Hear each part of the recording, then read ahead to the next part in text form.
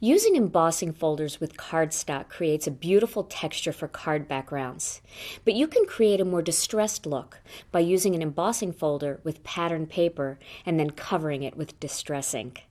Let me show you the tools and products you're going to need to do this technique.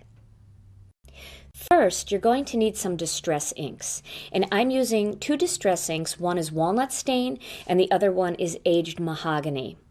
Then you're going to need some sort of applicator to apply the distress inks. You can either use a jumbo sponge dauber or you can use one of these Inkessentials foam applicators. And I really like using these because it really creates a smooth blend when you're using the distress inks. Then you're going to need some patterned paper, and I've chosen one of the patterned papers from the Scent with Love Stamp TV kit. This one is the pink with the very fine polka dot.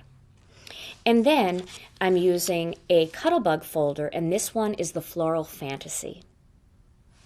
To begin, I'm going to run my piece of patterned paper through the Cuttlebug using the Floral Fantasy Cuttlebug folder.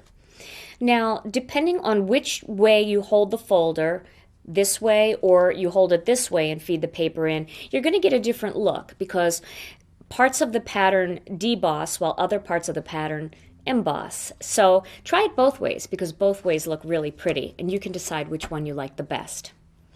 So I've chosen to just use the Cuttlebug folder with the printed Cuttlebug word facing up and then slipped my pattern paper in there, and I'm going to emboss that first. Okay. So now it doesn't look like a whole lot, but once you get the ink on there, wait till you see what happens. The first color I'm going to apply is the aged mahogany. Now, one of the things to keep in mind when you're using a thin patterned paper, it's kind of easy to wrinkle it when you're rubbing really hard on top because it kind of moves around. So try to hold it down as flat as you can. But if you do wrinkle it a little bit, it is okay because all you have to do is make sure you have enough tape on the back and then you can press it down flat again and those wrinkles won't show. So I'm going to ink up this foam applicator with some of the aged mahogany ink. And then using a circular motion, I'm going to just lightly go over the entire surface of this pattern paper. And you can see how the pattern now starts to really pop out. But what's left underneath isn't just a plain color, it's this pretty little light pink polka dot pattern. Add a little bit more ink. And the color really grabs the parts that are embossed, and the parts that are debossed just stay that nice light pink. But keep in mind, you don't want to press too hard because if you press too hard, you can actually get ink on the debossed areas and then it will all just look like one color. So that's my first color I've added. And now, to give it a more distressed feel, I'm going to add some of the walnut stain.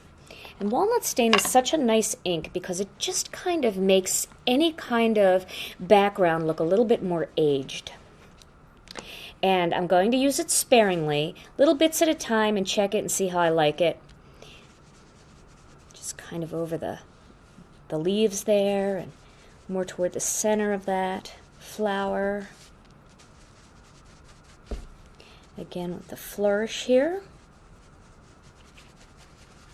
And you can see how it's just picking up right on those little dots of that particular flower. Kind of gets a little bit distressed looking around those hearts. Such a pretty look. And there. Now you have a much more distressed looking background, and all of that beautiful embossing from the Cuttlebug folder just pops right off the page. And here's my finished card project. And what I've done here is I've used that piece of background paper, and then I've just added one of the focal images and greetings from the Scent with Love Stamp TV kit.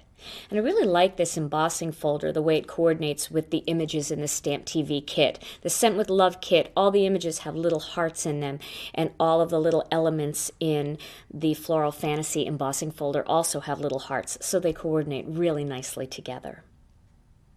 Try simple patterns like polka dots and stripes with intricate embossing folders, or wild and brightly colored pattern papers with simple textured embossing folders for a variety of looks.